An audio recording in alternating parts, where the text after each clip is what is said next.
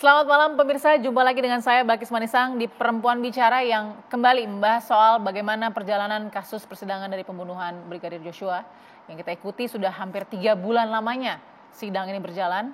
Kalau proses penetapannya kan sampai nunggunya 2 bulan ya, jadi sudah 5 bulan luar biasa nih dari mulai pembunuhan itu terjadi.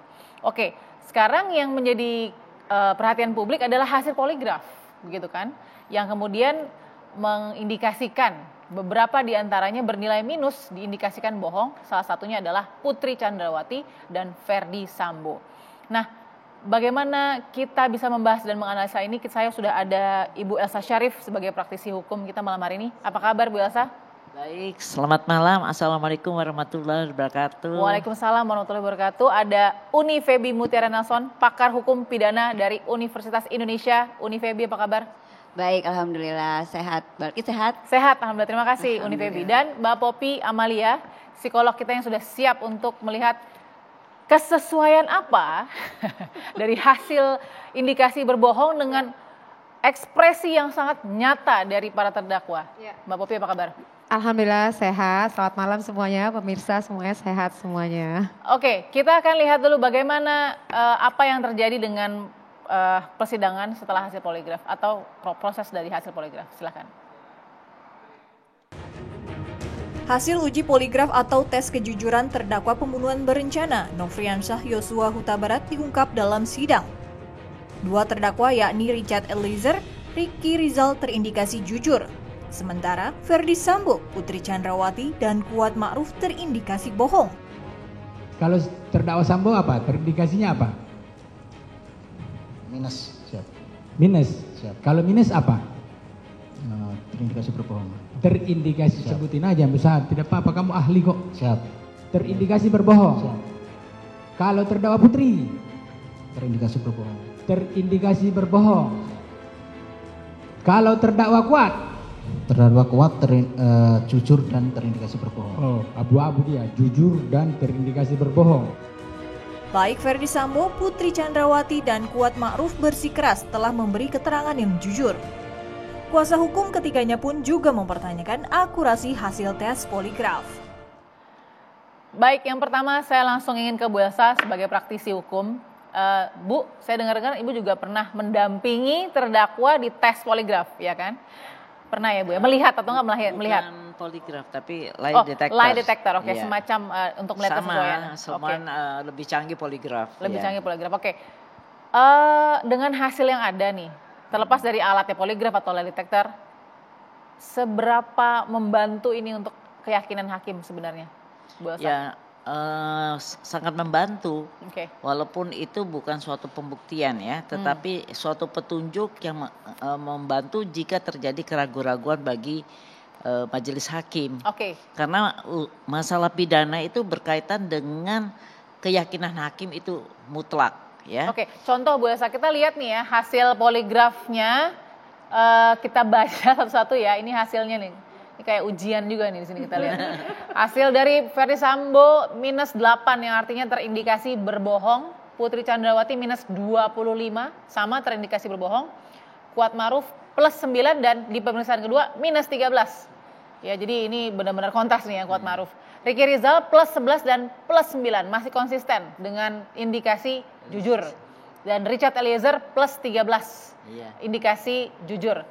Sangat membantu hakim. Semembantu apa Bu Elsa? Ya begini, karena kan masalah-masalah saksi itu kan ada saksi yang under pressure, ada saksi yang ada keterikatan dengan terdakwa dan segalanya, sehingga ngomongnya bisa mencela-mencela, tapi persesuaian saksi-saksi dan barang bukti itu diperkuat dengan poligraf ini. Oke. Nah, jelas kalau Eliezer ini 13 dan dia kan konsisten bicaranya. Di situ kan terbukti dari hasil keterangannya dan poligraf dan juga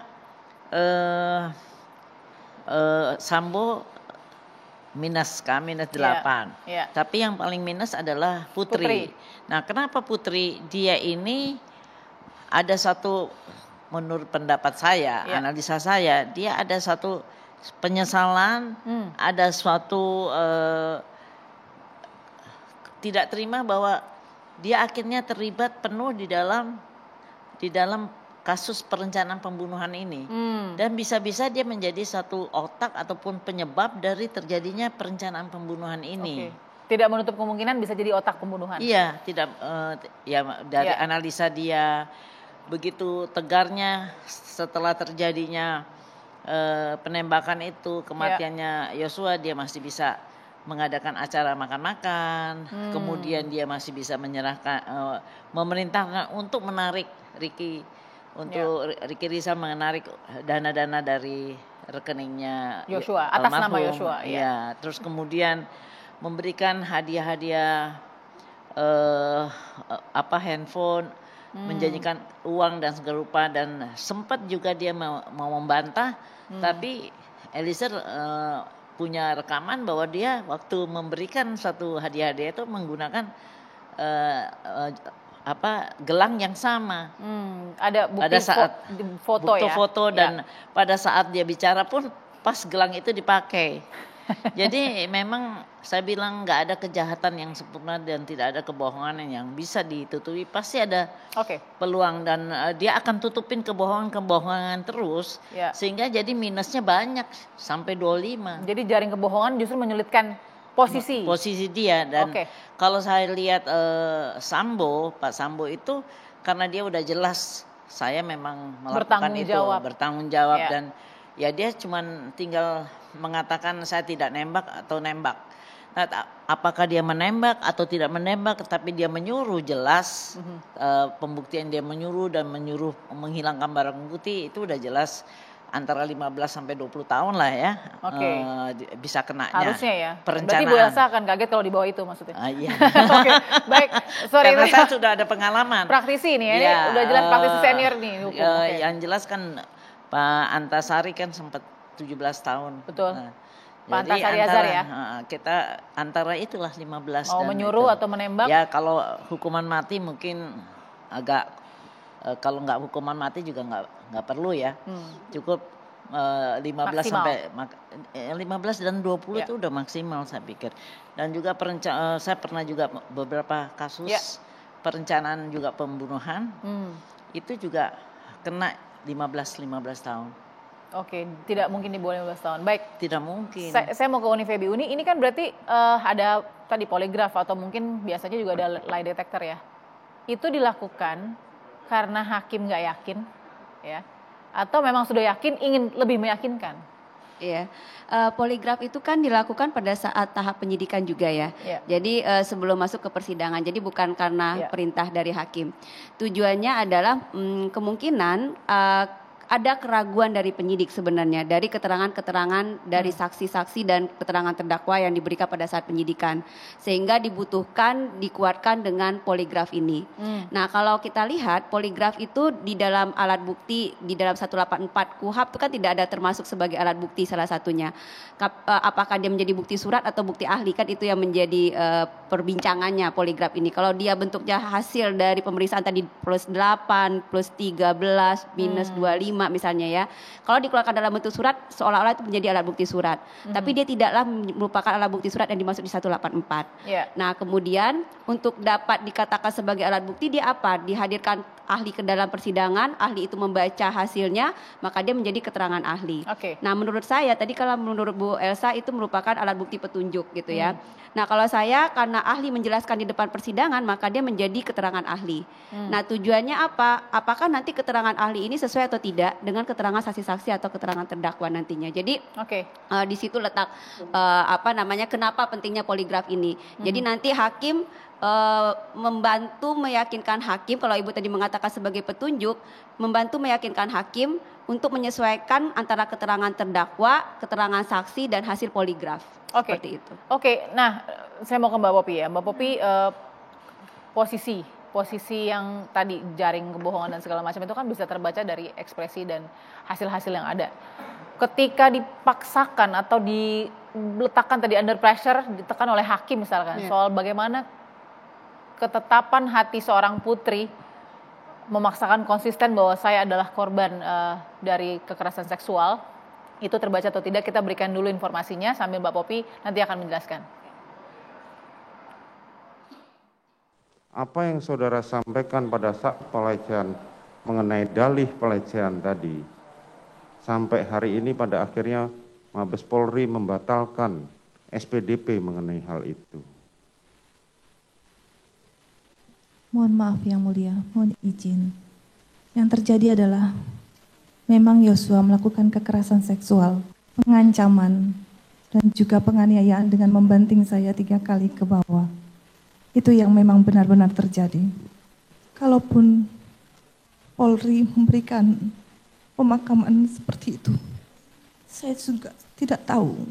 Mungkin ditanyakan kepada institusi Polri, kenapa bisa memberikan penghargaan kepada orang yang sudah melakukan perkosaan dan penganiayaan serta pengancaman kepada saya, Ubayangkari.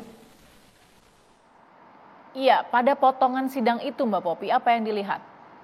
Saya ngelihat di sini pada saat penjelasannya bicara tentang apakah apa tadi ya Pak Mabes itu membatalkan ya, Mabes Polri membatalkan sebuah SPDP ya. SPDP. Ya. Nah kemudian Bu PC pada saat menjelaskan ini itu menjelaskan bahwa memang benar saya diperkosa gitu kan. Kemudian saya dibanting. Nah pada saat menjelaskan ini itu beberapa kali menunduk ekspresinya. Memang ini agak jauh kalau kita ngeliat, tapi kalau kita close up itu nunduk. Jadi pada saat ini nunduk. Nah iya, kalau orang diperkosa itu pasti selain nunduk ngelihat lagi ke atas, kemudian nunduk lagi. Jadi statement yang disampaikan ini bisa jadi pengalaman emosional, bisa jadi asumsi adalah malu. Jadi antara dengan yang diucapkan dengan statement dalam pikirannya ini kontraindikasi nih. Kemungkinan ya, masih ada kemungkinan. Jadi bisa aja pengalaman emosional karena mengingat kejadian tersebut karena punya konektivitas. Tapi yang herannya menangisnya ini muncul pada saat statement kalaupun. Nah mulai pada saat kalaupun karena kepolisian tidak mensupportnya. Karena kepolisian memberikan penghargaan, di situ menangisnya. Oke. Justru yang saya ngelihat harusnya pada saat merecall memori perkosaan dilecehkan itu pasti nangis. Di situ ya? Biasanya. Baik. Mungkin nangis, mungkin gemeteran, namanya pengalaman diperkosa. Namanya pengalaman dilecehkan. Itu mau di kejadian 10 tahun kayak itu kalau recall tuh bisa gemeteran loh. Untuk memulai itu sudah nangis atau sudah bisa, emosional gitu ya? Udah ini. Tapi ini jadi ada dua kita ngelihat dalam kita ngelihat satu kalimat. Satu kalimat. Jadi pada saat menjelaskan bahwa saya memang benar saya bla bla bla koma kalaupun kepolisian nah itu baru nangis starting di situ tuh. Baru nangis. Menangisnya ini bukan karena kejadian. Jadi kalimat ini kan seret gitu kan. Kita kan kalau micro expression itu per kata-kata. Jadi saat kalimat kata ini ekspresinya apa kalimat ini. Nah saya nggak ngelihat nangisnya di awal. Tapi komanya kalaupun. Habis dari kalaupun semuanya nangis tuh. Berarti kesedihannya ini karena. Marah atau. Kesedihannya ini bahkan sampai gemeter ini karena Polri itu tidak justru memberikan penghargaan. Pemakaman dengan kehormatan. Iya, padahal dia dilecehkan gitu loh. Baik, sampai situ dulu Mbak Popi, kita akan sambung lagi pembicaraan yang sangat menarik ini di Perempuan Bicara. Tetap bersama kami.